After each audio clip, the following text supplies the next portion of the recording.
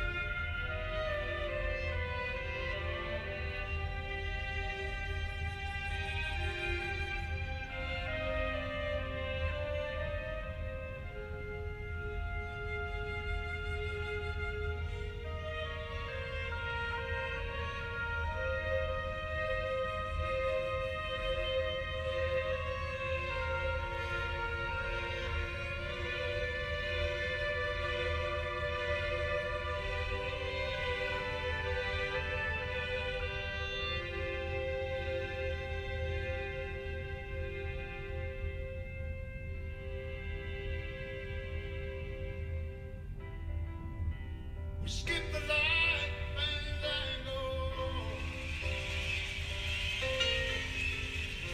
Turn cartwheels across the floor. I was feeling kind of seasick.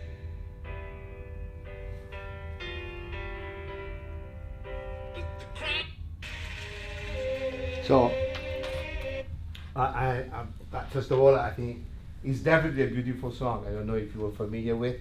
If you're not, I ask you to check on that. So let's say, how can you last 40 years? And on top of that, how can you last and being on top always? So is there a recipe that you can put?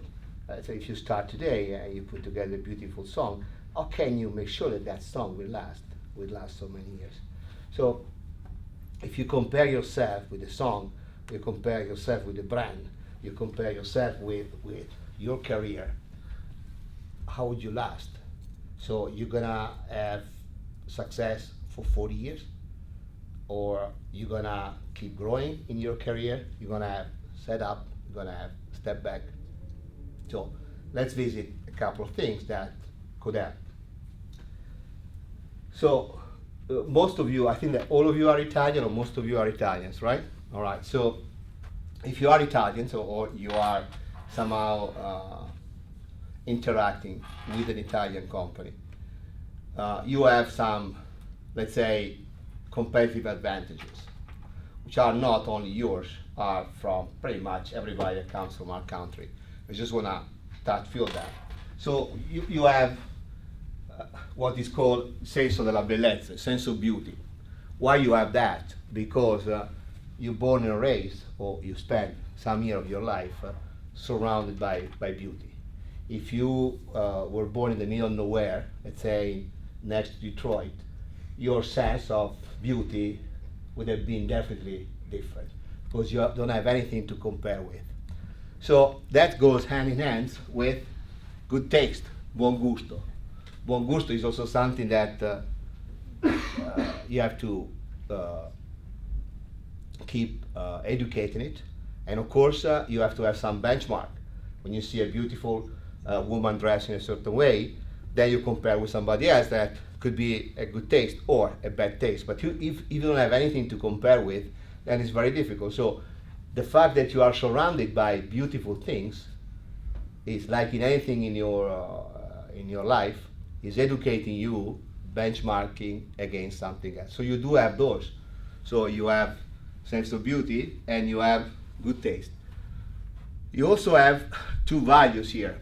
Being in a cosmopolitan environment means that, of course, you know very well Italian history.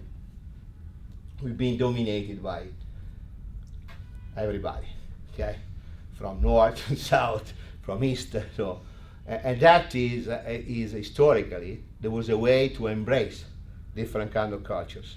As a matter of fact, even if you go into something that is more difficult, they're usually not politically correct. But if you go into a religion aspect, Italy was one of the first country to embrace any possible religion before anybody else. Okay. Values of universal values that you can compare. Universal value are values that no matter where you're from, could be shared, it could be embraced. So most of the what you call universal values that are across any kind of religion, across any kind of culture, across any kind of language, most of them are Italians. Therefore, you know, most of what you believe is good in your life, most likely is good for the majority of the other cultures. So you do have those kind of advantages. What is defined, combination of all of them is defined as the Italian excellence, or how to be a part of the Italian excellence. It could be a beautiful car, a beautiful dress, food, wine, whatever. So you're part of that. Is that enough? No, it's not enough because most of you or some of you are working for Italian companies, or anyhow somebody is gravitating around Italy for whatever is the field that you're involved with.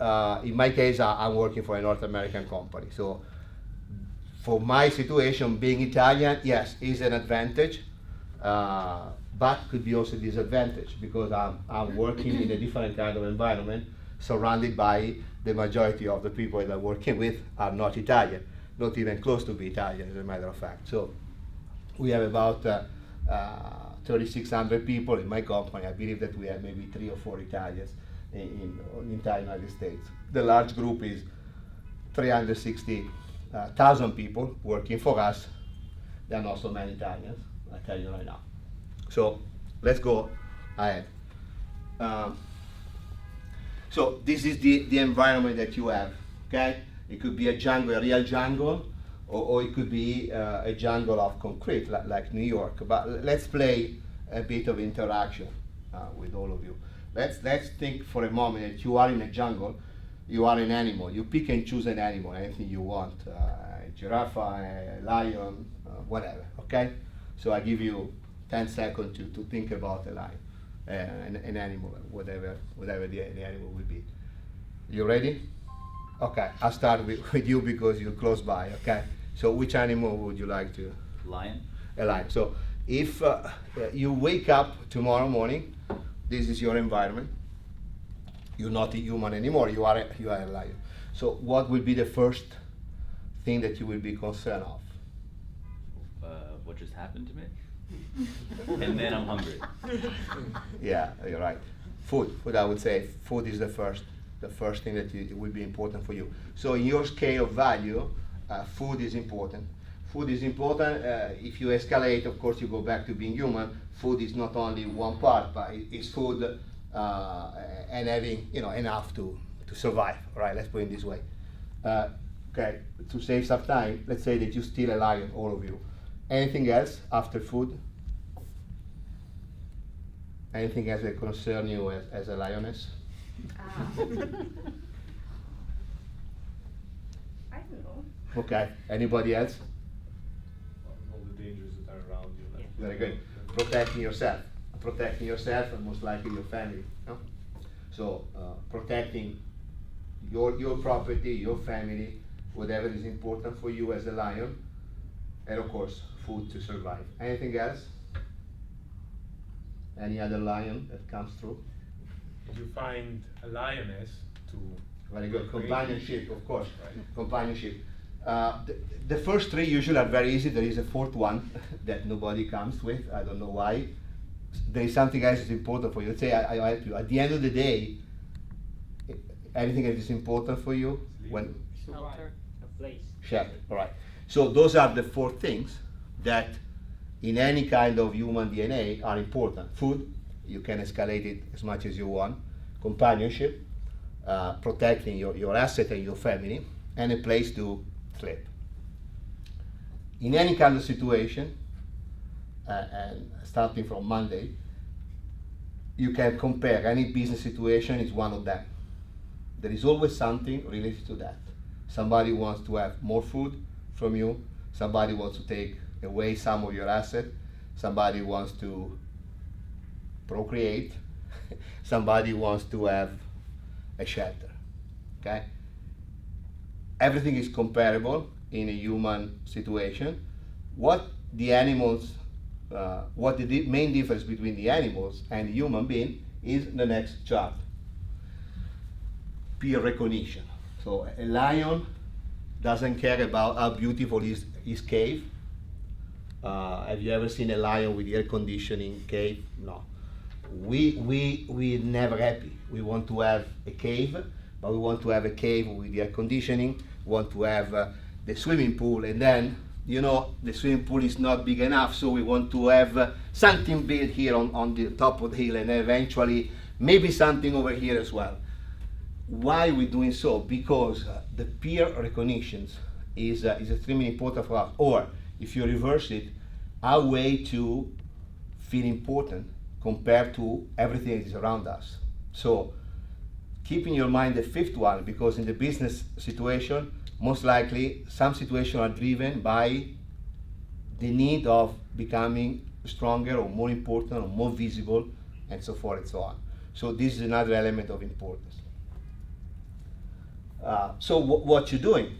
So as a brand, as a manager, as a country, if you want to, you must have a control direction. So you see here a missile that is going. Obviously, the missile has a certain kind of predefined direction, but then there is a possibility of controlling a little bit to right, a little bit to left, according to what's happening.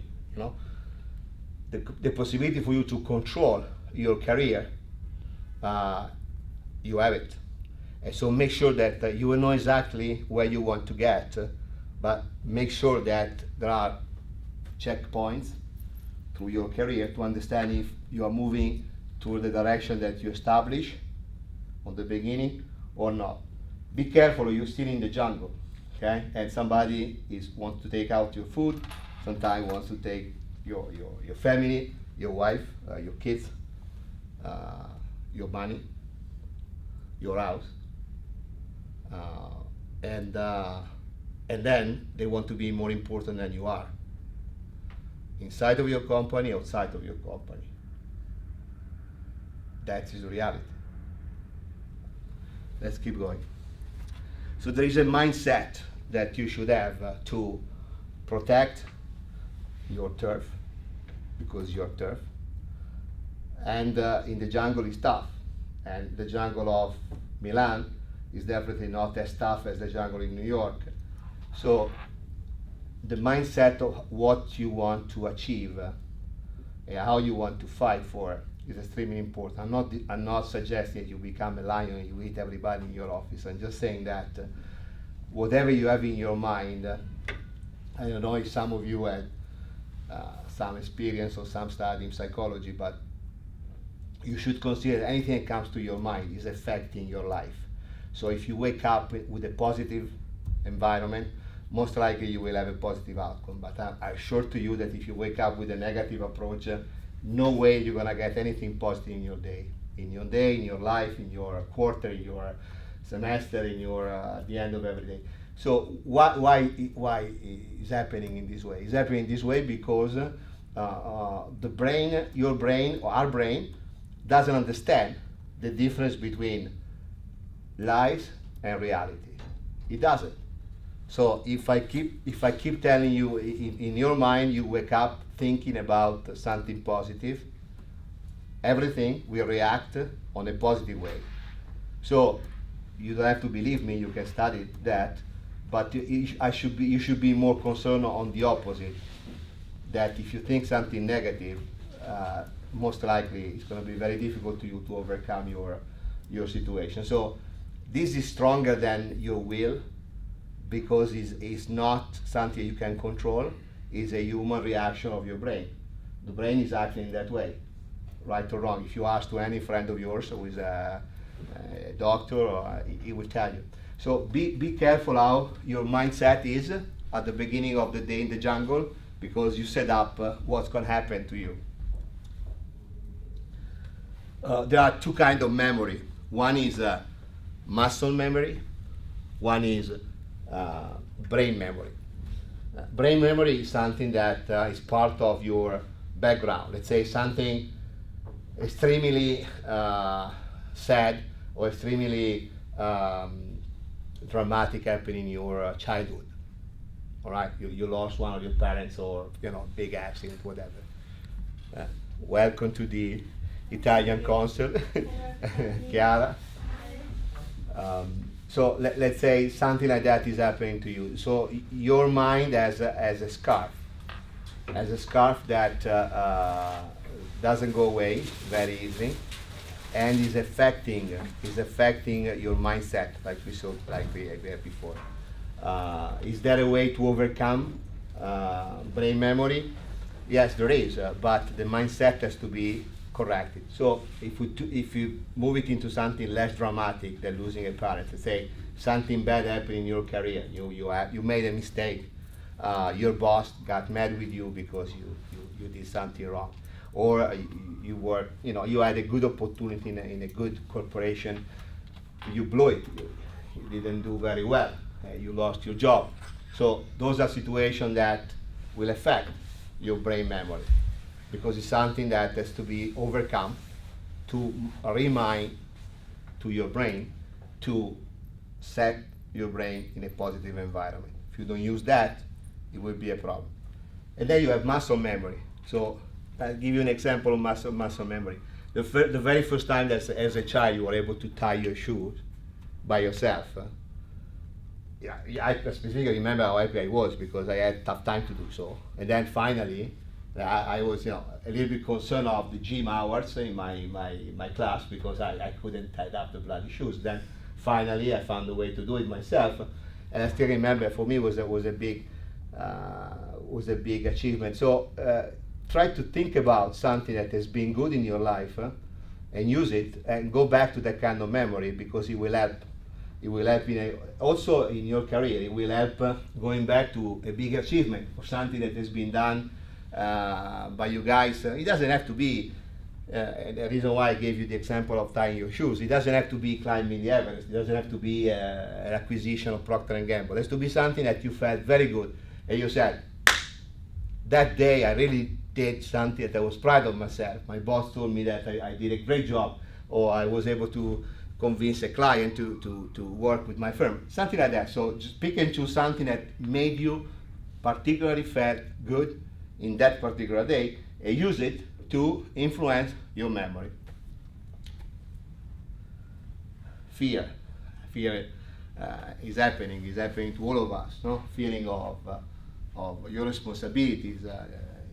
If you have kids, obviously your responsibility is increasing, along with your mortgages and everything else. But you really have a pressure of something that could stop you, or could lead you back to a negative approach.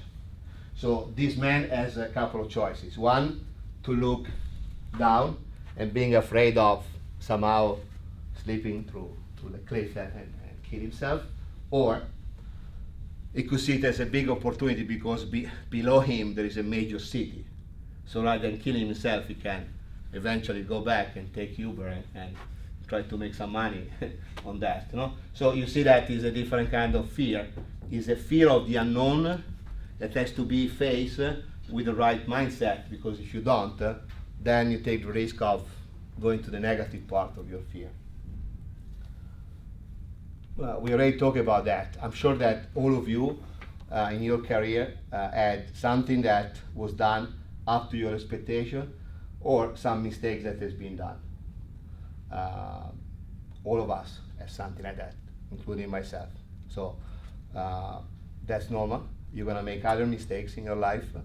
The important is that whatever you do that is fulfilling your expectation of greatness, stay in your memory, and you try to replicate it as much as you can. Don't let the negative part overcoming the positive. I don't know if any of you does any kind of meditation, but I just want to show you one example. So if tonight when you lie on the bed, it doesn't take a great effort in exercising, because no matter what, you're gonna go to bed. You stay on bed flat, okay? You relax your muscle completely. You have a couple of possibilities according to how you feel. For some people are different. One, you see those balloons. Try to figure it out that 4 balloons or more than that are tied to your arm and to your feet. And then when you completely relax, you try to imagine that those balloons are lifting you from the bed. If it doesn't come to you very quickly, you can on the other side forget about the balloons, and you think about that you are really attached to the bed as much as you can, and your body goes down into the mattress without any kind of resistance. So you try to relax as much as you can. Why this is important? It takes 2 or 3 minutes, but at the end of every day, you really have to learn how to decompress completely. There are techniques of meditation which I'm not an expert of, but I truly recommend that you use those kind of techniques to decompress at the end of the day. It's a moment that you're by yourself, don't have to talk to anybody, nobody will be calling you, nobody will text you, nobody will disturb you. Focus a bit on what has been done for the day, and eventually do the same in the morning before you start in the jungle again, to make sure that the machine is working the right way. There's a daily language. Everybody will be looking at you, it will be judging you, it will be criticizing you. That's part of life, all right? Nevertheless, what you should do is try to be consistent as much as you can with your language. Especially today, when Facebook, social media, anything else comes in a big part of our life, there is a message that goes out. It's a message that goes out to your friends, to somebody who most likely is not your friend, because out of 1,000 people that you have on your Facebook, I'm sure that you don't know maybe not more than 100 of them truly. So are really those your friends? Not sure, right? So you portray an image in the marketplace, in the jungle as well. That is not how you really are, but is the image that you are projecting to. So you are in the jungle, as we saw before, projecting an image that could be something that eventually will attract more people to steal your food, or your shelter, or your kids, or your companion, or an image that will portray confidence, will portray that you know what you're doing, and you will portray that you have a positive approach to the business. Positive approach will attract positive people around you. Negative will attract negative people. I truly recommend you that in your social life you do whatever you want.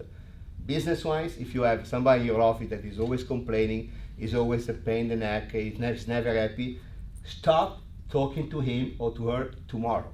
Do not spend time with those kind of people, because it doesn't do any good for you, right? Everybody is obviously free and able to wake up in the morning and deciding how you want to approach your day. But I don't want to have anybody complaining, or I don't want to have anybody taking me down when I'm trying to accomplish something. And if they want to do so, they're going to do it with somebody else, not me. We discussed a bit about music with the example that I gave you before. Colors is a big part of it. The image that are coming through any kind of social media interaction, not your picture, but picture that came from a corporation, are not on colors that are simply decided because they like that kind of color. Any kind of color has a reaction, in your eyes, in your retina, and your brain. So any message that comes, especially on an iPhone or a digital phone, the small screen, is giving you a message. So keywords, I think it is very important. So keywords are used to portray a certain kind of message to you. Colors, music, contents, whatever. So I'm not suggesting you have to become an expert managing your own page. I just want to say that be aware that your message goes out in the same way. It goes out in a way that maybe, through example, actually my wife told me the other day, somebody claimed in the insurance company form that she wasn't a smoker, and then they found her smoking on social media, and she got in trouble. Okay, so that very pragmatic approach. So drinking or pictures of yourself in a so-and-so situation. It doesn't have to be like, naked dancing on a table, but in a way that you wouldn't be very proud of seeing it in the day after newspaper. Think about it. So I work for a public company, and the ethical code is extremely important. And they tell us, do not do anything that will embarrass you if will be on the front page of the Omaha Times, which is basically our corporate office, and do not do that. Now I'll tell you something that is not politically correct, but it's a true story. There's a long hallway with, I don't know, maybe 50 cubicles in one side and 50 cubicles on the other. There is a woman as a receptionist. At the end of the hallway, there is another woman. She's not so attractive, but she dressed, in my opinion, not so appropriately for an office. I mean, she liked to be, somehow be seen, or be a little bit provocative. Anytime she goes out, she walks the entire hallway, and the receptionist see her walking any day. Some men put their head outside the cubicle to look at her when she's walking toward the entrance. The receptionist goes to human resources, say the men are looking at her ass when she's walking. First of all, she wasn't the one complaining. It was the receptionist complaining. In my opinion, I'm not going to suggest that she do it purposely, but was probably maybe one or two men sometime leaning a bit just to look at her. So anyhow, big problem. So everybody went through human resources training in saying that we're not supposed to look at women in any way or form that could be conducive to something negative. Looking at, I'm just repeating it to you, looking at, right? Not touching, not talking, nothing, looking at it. So I don't want to scare you with that. I'm just saying that this is part of the message that in any way is important. It's part of the ethical code, it's part of the internal code and regulations. So this is something that it will be important. It will be important. So the last thing that we discuss about saying something either on the social media or using a keywords or using a color or using a certain kind of music. No matter what your intention is, will drive a message through. After the message goes through, it's like the missile that you see before, there is no return.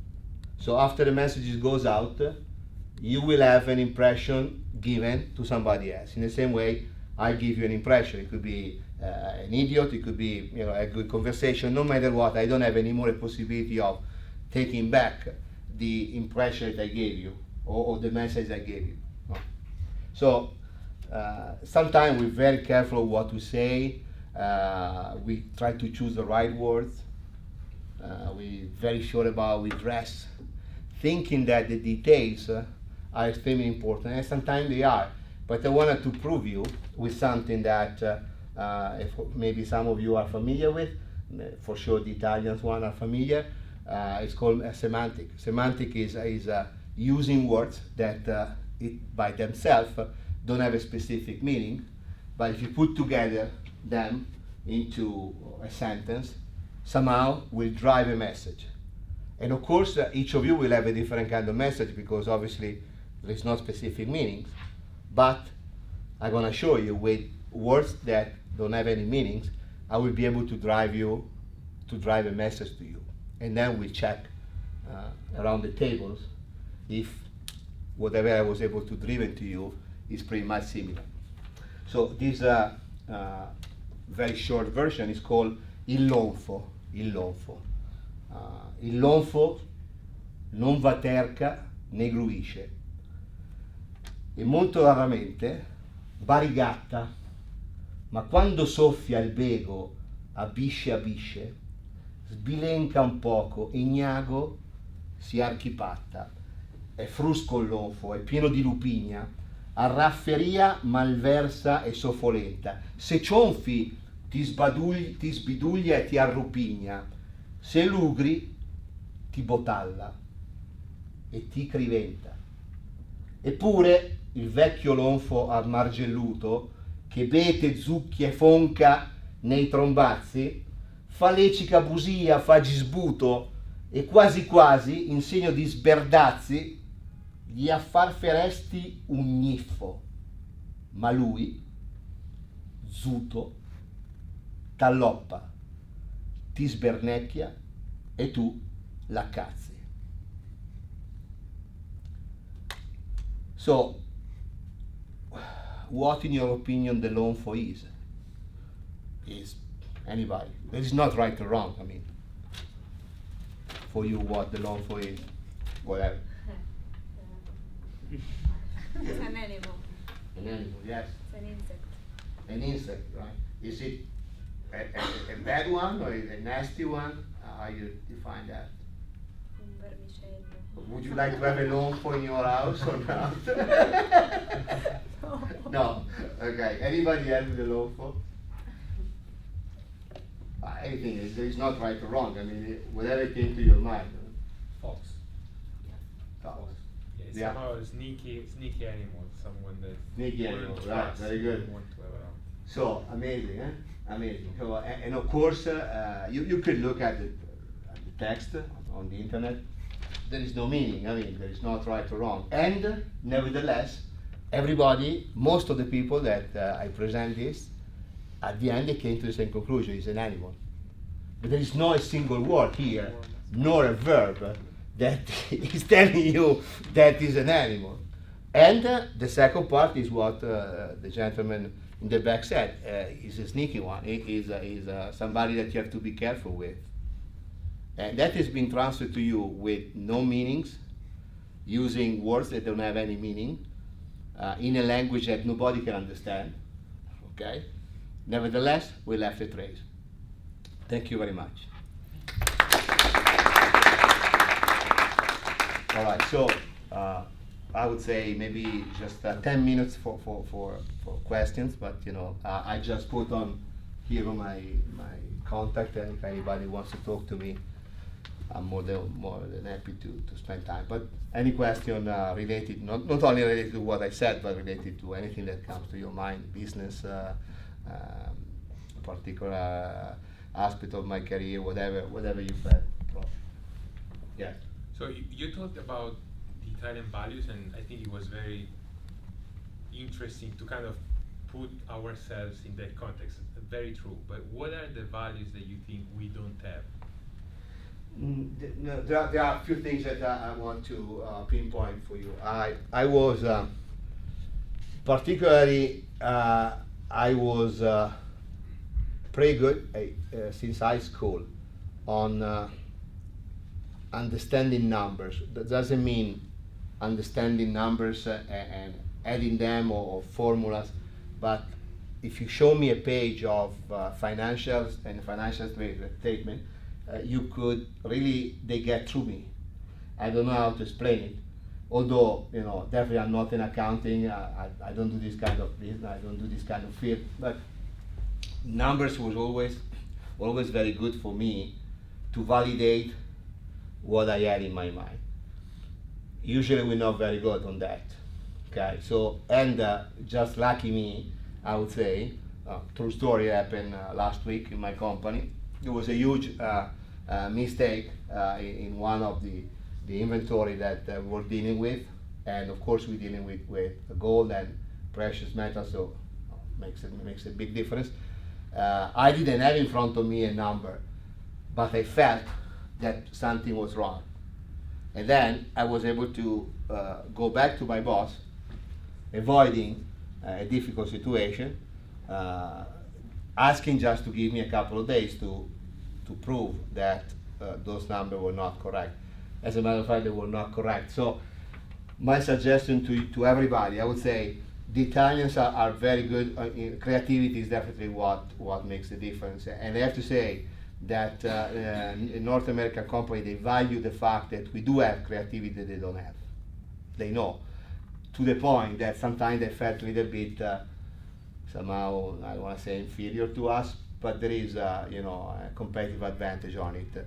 So they can't wait to get you in another field where you're not that strong, which most of the time for the Italians are numbers. So you don't have to know the entire numbers of your company, but know the numbers of your field, your division very well. Not everything, but the big numbers you have to be able to explain to somebody who walks to your door which one are the major investment in your part, how much, when you make money, how you make money. I give you an example that if anybody in this room is in accounting, you are? Okay, very good. So if you compare the financial statement from an Italian company to a financial statement, a P&L from a North American company, it's like going through the Everest and going to the Adirondack here, no? But obviously for somebody who is not familiar with accounting, the P&L of a North American corporation is definitely much easier to understand. And it works in a very simple approach, which is how much you sell, how much returns you have, so you have net sales, how much the merchandise costs to you. One minus the other is how much money you make.